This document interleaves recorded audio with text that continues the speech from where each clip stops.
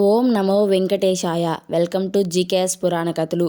ఆ వెంకటేశ్వరుని ఆశీస్సులు మీ కుటుంబానికి ఎల్లప్పుడూ ఉండాలని మనస్ఫూర్తిగా వేడుకుంటూ, పోతులూరి వీరబ్రహ్మేంద్ర స్వామి 10వ కాలజ్ఞానం. తూర్పు దేశమంతా నవనాగరికతతో మెరిసి తిరిగి ధనహీనులై దరిద్రులైపోతారు. తూర్పు దేశం అంటే జపాన్ అని చెప్పుకోవచ్చు. మొదటి ప్రపంచ యుద్ధంలో జపాన్ విజేతగా ఆవిర్భవించింది. తర్వాత రెండో ప్రపంచ యుద్ధంలో తీవ్రంగా దెబ్బతినింది. జపాన్ అణుబాంబు వల్ల లక్షలాది మంది జపానీయులు మరణించగా, కొన్ని లక్షల మంది క్యాన్సర్ వంటి భయంకర వ్యాధులతో క్రమంగా మరణిస్తారు. ఇత్తడి బంగారమవుతుంది. బంగాళాదేశం గొప్పదే అయినా అక్కడ నదులు ఉప్పొంగి ప్రజలందరూ ఆ జలములో పడి నశించిపోయారు. ఈ విషయం గురించి బ్రహ్మంగారు గతంలో కూడా చెప్పారు. బంగ్లాదేశ్, పశ్చిమ బెంగాల్ ప్రాంతాల్లో గంగానదికి తరచుగా వరదలు వస్తూ ప్రజలు మరణిస్తూ ఉంటారు. 25 అక్కాచెల్లెళ్ళు ఏకముఖులై దుర్గాదేవి కళ్యాణం చేసేందుకు వస్తారు.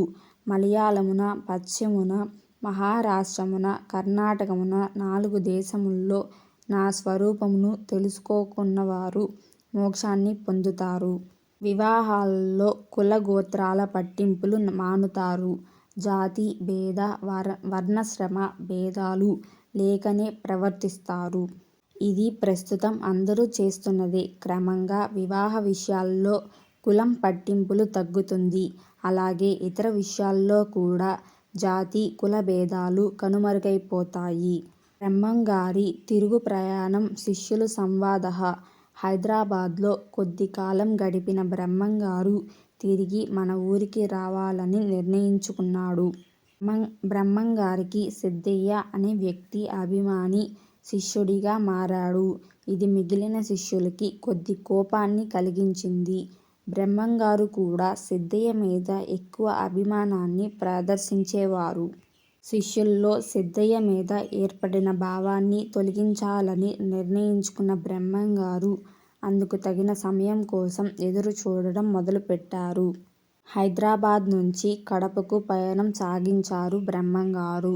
ఆయన శిష్య బృందం. ఆ మార్గమధ్యాల్లో స్వామివారు ఒక కుక్క కళేబరాన్ని సృష్టించారు. అది జీర్ణదశలో పురుగులతో నిండి అతి దుర్గంధాన్ని వెదజల్లుతుంది. అందరూ ఆ దుర్గంధాన్ని భరించలేకపోయారు. బ్రహ్మంగారు ఆ కుక్క శరీరం వైపు నడవటం మొదలుపెట్టారు.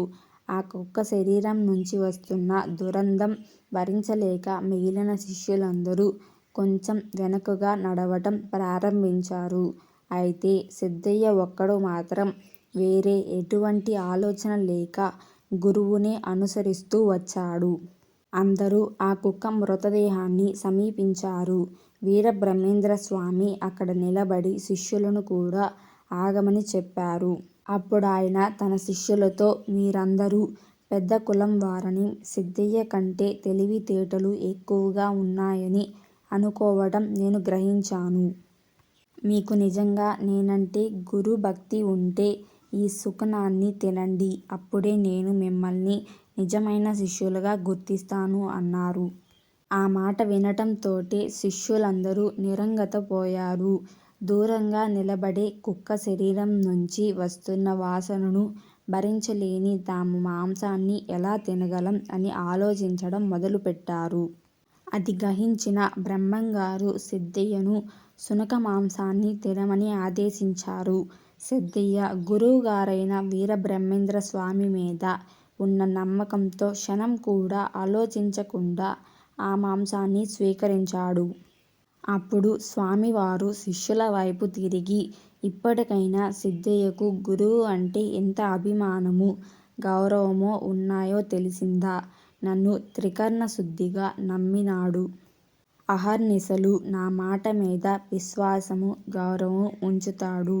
నేను ఏమని ఆజ్ఞాపించినా దాన్ని నెరవేర్చే దృఢ సంకల్పం కలిగి ఉంటాడు. అందుకే సిద్ధయ్య అంటే నాకు ప్రత్యేకమైన ప్రేమ, అభిమానం. ఎవరైతే నన్ను అభిమానంతో కొలుస్తారో వారిని నేను గ్రహిస్తాను. వారే నా ప్రేమకు పాత్రులవుతారు అని చెప్పారు. వీరబ్రహ్మేంద్ర స్వామి అలా చెప్పడంతో శిష్యులందరూ తమ తప్పు తెలుసుకున్నారు. పశ్చాత్తాపం చెందారు. గురువుగారు, మా తప్పులను క్షమించండి. మేం మీకు శిష్యులుగా ఉన్నప్పటికీ కులం, అహంకారం, గర్వం వంటి వాటిని దూరంగా ఉంచలేకపోయాము. ఆ కారణం వల్లే సిద్ధయ్య పట్ల చులకన భావంతో తక్కువగా చూస్తున్నాము. మీ బోధనల వల్ల మా మనసులో పేరుకుపోయిన అంధకారం మాయమయ్యింది అంటూ వినయంగా చెప్పారు. ఇలాంటి వీడియోస్ మీకు మరిన్ని కావాలంటే జీకేఎస్ పురాణ కథల్ని సబ్స్క్రైబ్ చేసుకోండి. ఓం నమో వెంకటేశాయ.